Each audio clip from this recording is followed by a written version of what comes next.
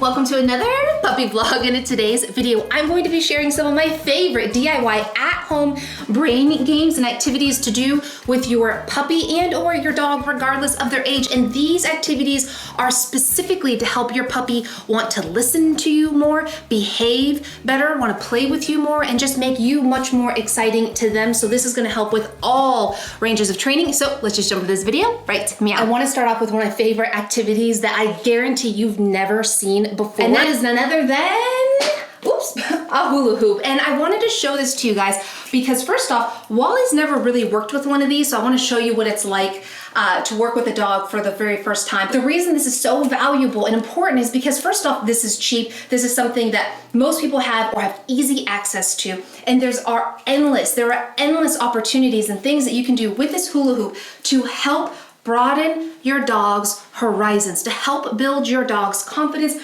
and to help practice new ways of basic cues and behavior that you want to work with your dog on, adding in something new and novel. So many of you are asking me on my Instagram at RachelCaraFusaro on DMs or on Facebook, Rachel, my puppy won't listen to me. My puppy is not stopping jumping all over me. My puppy keeps nipping. My puppy keeps pulling on leash. My dog is jumping on family and friends when they come over to the house. I can't get them to pay attention. And a lot of that is because we're practicing these basic cues and commands like the sits and the downs and the place and the stay command in our normal environment. But if we never add something new and novel, it makes it really difficult for our dog to know how to understand us in a new and different situation. And just adding a new and different element such as a hula hoop is a way to practice that so easily. So a couple things that I love to do with this, and you guys you better try this with your puppy, and you better upload it again to Instagram or Facebook and tag me at RachelFusaro because I want to see your puppies. But I have some of his favorite treats here. You can use praise or toys as a reward if you want. You don't have to use food, but I have some of his treats here, and I'll talk about what these treats are in just a moment.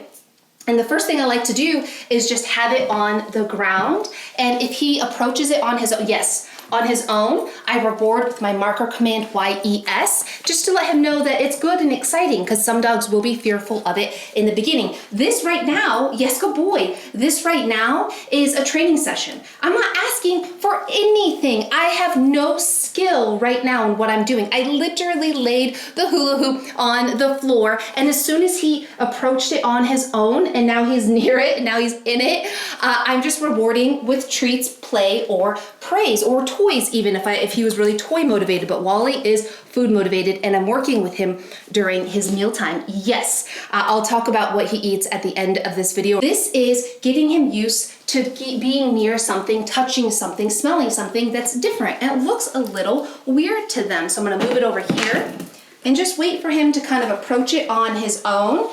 Hi, puppy, yeah, oh yes, good job, yeah. You may not want to call your puppy to it if they seem super nervous, but I can tell he's already focused more on me because of the treats than he is on the hula hoop. And this alone, if you did nothing else but get your dog used to coming near this, let's say they're nervous in the beginning, but then they got confident and comfortable going near it over a few training sessions, that alone is an incredible thing to do with your dog to build their confidence and to trust you, because what they're learning is, okay, mom or dad put something on the floor, it seemed a little nervous, maybe I'll drop it in order to make noise. And if I seem nervous, mom or dad's not reacting to it, they're rewarding me if I go near it. Yes, good job, he just stepped on it with his paw. They're just rewarding me if I go near it. So there's no reason to be scared. So next time I'm on a walk with mom or dad and I see something that's really scary, maybe instead of barking or lunging at the scary thing or hiding between their legs or rolling on my back, maybe instead I'll just look at mom or dad. Hi, good job. You guys can see the top of his head focusing. Yes, good job, Wallace.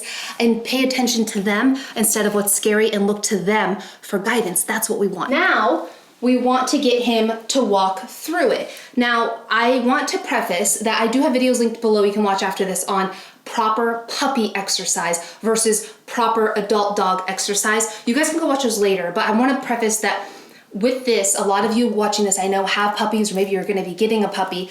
I'm not a big fan of puppies jumping a lot because they're still forming in their joints, but they could still step through it when it's on the ground, or maybe step through it when it's lightly raised. Even asking him to sit while holding a hula hoop is a different experience for him. These are ways that you enrich their life. This is how easy this is. It does not have to be complicated. I can take their treat or their toy, And I can put it here. And if your dog seems confident, you could just hold it here. See how he's a little nervous? It's okay. Yes, good boy. Good job. And what I did, and I don't know if you caught that, is I started releasing the treat in his mouth as he was stepping through. That just helps reinforce that the act of walking through is not scary. And I'm gonna show you in a minute why this is actually a really big accomplishment for any dog. Even if they seem like they're not scared, this is a huge thing for any dog to walk through something like this. Do you wanna come through? Yes, good boy. Good job. Let's try it one more time. You come through? Yes, good boy. I'm also rewarding him with my marker command. That's my cue to tell him verbally that whatever he is doing is appropriate and good. I'll talk a little bit more how to train that later on, and I'm saying that as he's walking through. So let's watch that again. Whoop, whoop. Please don't tap them on the face with a hula hoop. That's not ideal. Pay attention to what you're doing, unlike me. We'll come this way so you can see. Yes, good boy. Good job. I was a little early, but that's okay. We're all learning together. Nobody's perfect. Yes, good boy. You want to come through? Yes, good boy. And over time, you can go without treats. You can just use the verbal command, praise, YES. Now, if you eventually want to graduate to get your dog to jump through the hoop, let's see if we have enough room here.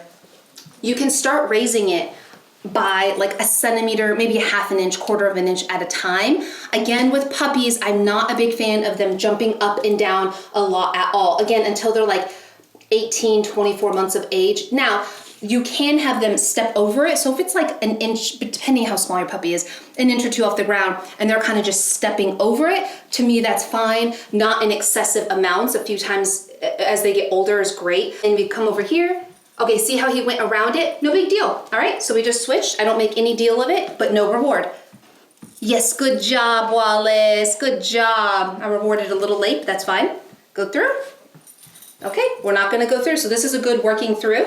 Looks like when he's going that way, he likes to, yes, good job, good job, yes, yes, yes, did you see that? I didn't even ask him and he offered, good job. You also notice he got his back foot stuck on here. One thing I learned, I did a puppy training class like 10 years ago with my Labrador, and I remember the trainer at the time was telling me that dogs, I don't know if this is true, but this is what she said, that dogs actually rarely ever learn that they have back legs unless they practice it. Like they're not super aware of the fact that they have back legs. So you'll notice dogs, when they're going through this, they may get their back legs caught. It's important to try to avoid that by keeping this steady and paying attention, unlike me, so they don't get spooked. But you just keep going.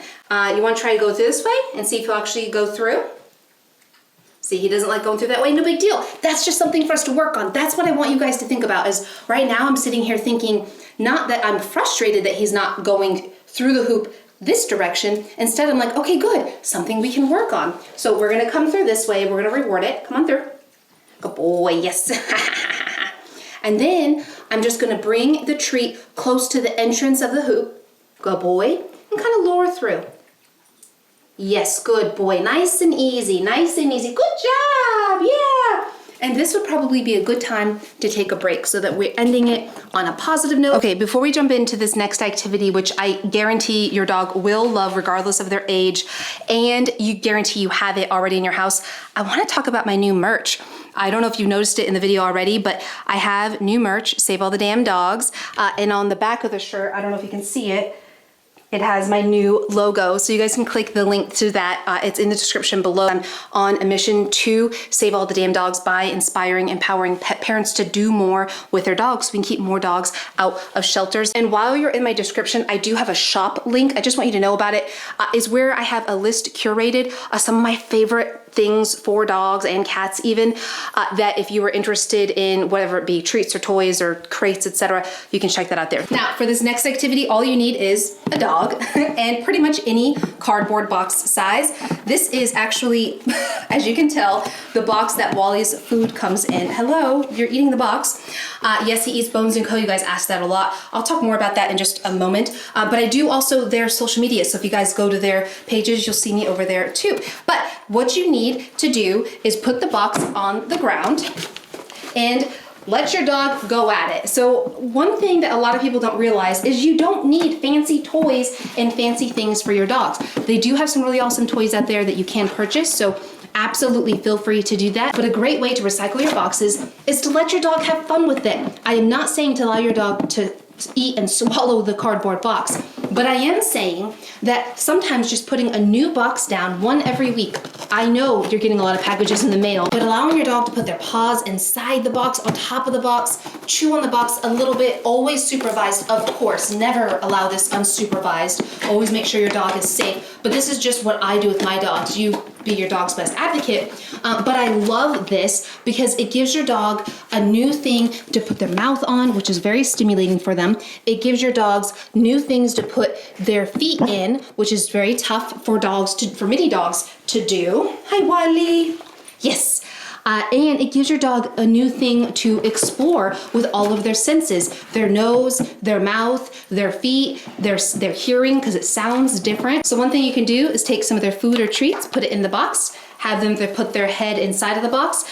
For some dogs, this may be scary, so you could use a more shallow box. The reason this is so beneficial is, like we talked about before, it is very difficult for many dogs to put their head inside of something because of the sensation of being closed in can be scary for many. So that's why I love working with boxes to build their confidence. This also mentally tires them and enriches them. Do you want to get another one?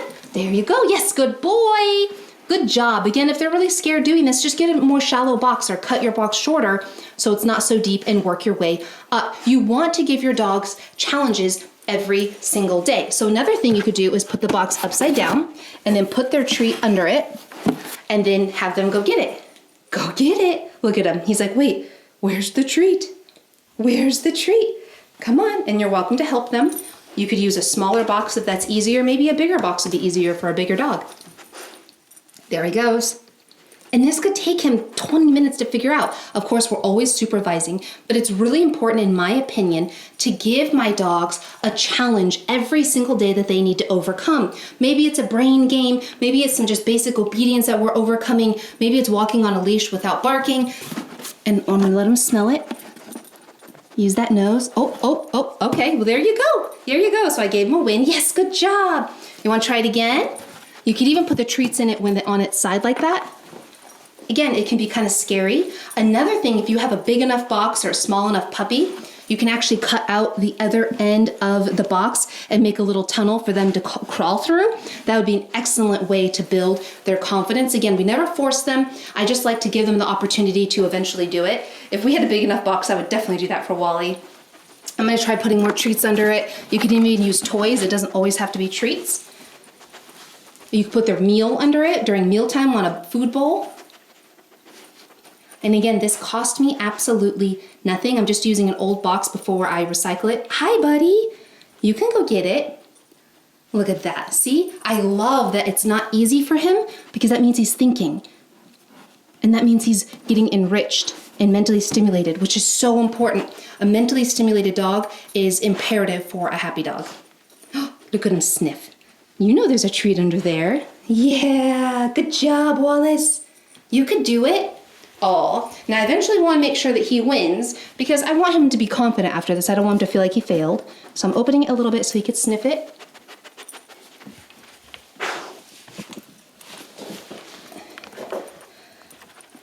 I feel confident that he's going to get it. Do you guys? There he goes. A lot of times once they get it once, they're really fast the next times.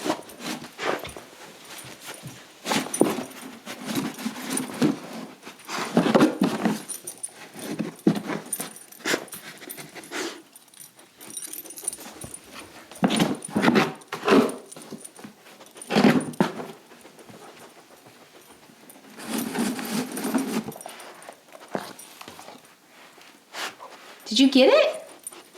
I think he got it. Let's check. Yep, he got it. Good job. So he got it without even flipping it over. That's awesome.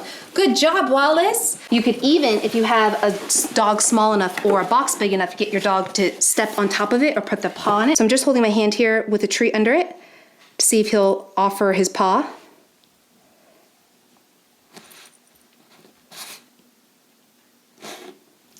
He's being so good.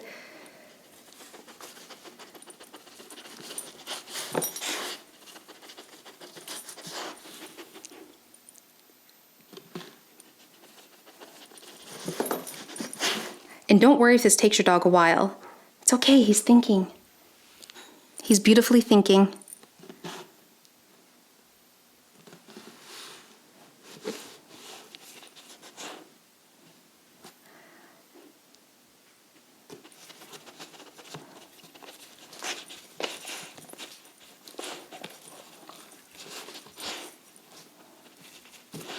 good job. Did you guys see that? Did you see that? He put his paw up there. The second he did it, I rewarded that with my marker command, or Q, Y-E-S, immediately. I think I was a tiny bit slow, but I tried to get it right away. See if he gets it again. Yes, good job. Look at that, his paw's on it. I'm so excited. I've never done that with him before. Guys, look at that patience. I didn't give any commands. I didn't ask him for anything. Okay, let's try it one more time, and then we're gonna end it on a positive note. Yes, good boy, good job. Now, if he were to leave his paw up there, I would actually continue rewarding with the treat as long as he left his paw up there. Yes, good job, Wallace. Look at, okay, yes, oh man, I was too late. I was explaining it and I missed it. But if he voluntarily left his paw up there for that whole time, I would have continue giving treats to reward that. But these are just a few things. You could be so creative. I'm sure you have some other ideas I haven't even thought of yet of how you could use a box to work with your dog, but putting food in it, under it. You could actually take this box, put it right side up, either with or without a lid, and hide it somewhere with their food in it or their favorite toy and have them go search and find it. There's so much you could do. I love the idea of using this, especially if you're stuck indoors or it's cold weather or you're just home now more than ever. So I want to talk a little bit more about what we feed Wally and his favorite food, my favorite food to feed for dogs, and click the video right here and let's jump over there together and watch that. Or if you want to learn a little bit more about my shopping list and my favorite things for dogs, click the video right here and we'll go check that out together. Thank you guys so much, and don't forget to click that subscribe button. I hope you have a beautiful day. Bye.